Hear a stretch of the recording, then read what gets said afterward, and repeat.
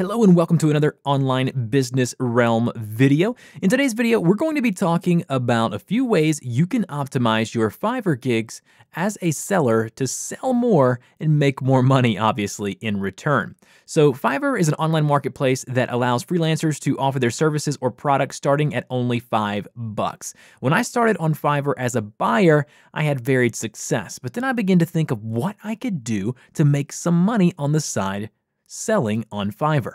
So let's jump into a few things I've learned and now make over $1,500 each and every month. The first thing I learned when starting out on Fiverr is video is king. If you have a Fiverr gig as a seller and you do not have a promotional video on your gig page, you are doing it wrong. So basically, Fiverr touts that if your gig has a video, it will convert almost 300% times better than those gigs without video. Also, a little pro tip here, if you're not great at videography and you don't think you can make a good video to put on your gig, I know a place that starting at $5, you can contact some folks and they can make a whiteboard video for you, an explainer video for you, and there's even a section on Fiverr that's just designated for people making Fiverr gig videos. So what better of a way to test out the service and test out the waters than to go to Fiverr and get a video made? But you definitely want to have a video explaining what your gig is and maybe even demonstrating it by using a screen recording software to demonstrate what you're going to do and what the result of your gig is going to be. The next thing I learned was you want to make sure you're uploading high quality images. So basically the gig image needs to be high quality, as visible and as keyword relevant as possible.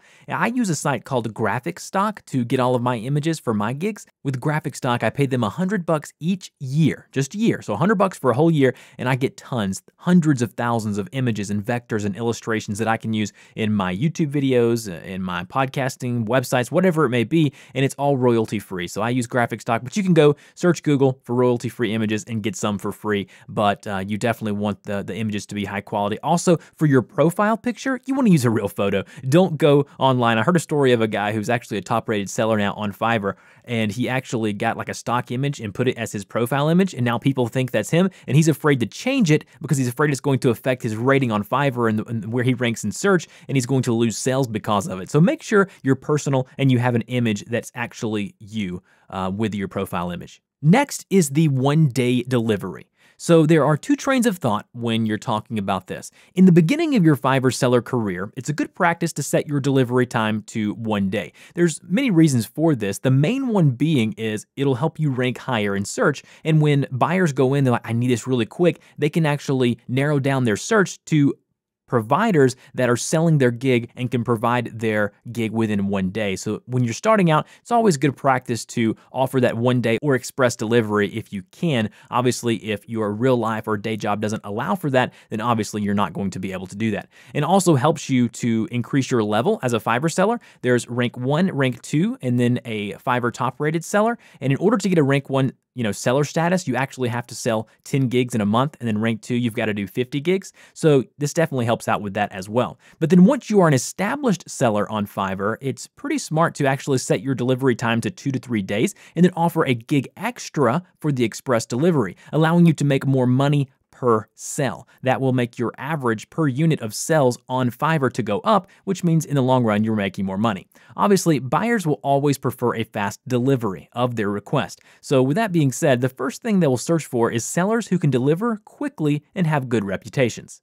Next is the multiple similar gigs. So as a Fiverr seller, you are allowed to create more than just one gig, depending on the level of seller that you are.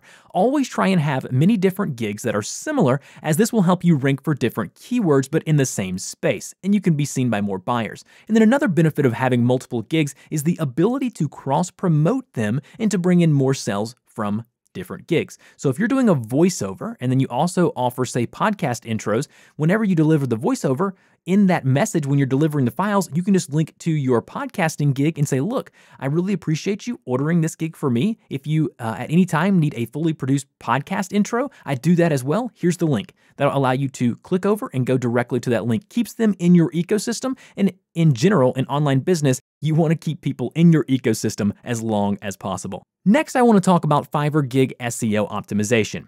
Fiverr search is a search engine, so it's identical to Google. With that being said, you need to practice good SEO strategies when creating your gigs. So use your target keyword in your gig title, in your description. The length should not be more than 60 characters, give or take a few, and use optimal titles for your gig. Just search for what's working, how are people ranking high for certain keywords, and then, utilize similar structure as what they do. The title structure that I found to work best is going to be your primary keyword, followed by a secondary keyword, and then the brand name if you want to do that. Also, use your target keyword in your video and images, just another way to rank, and then we're going to talk about video tags here and tags for your gigs here in 1 second.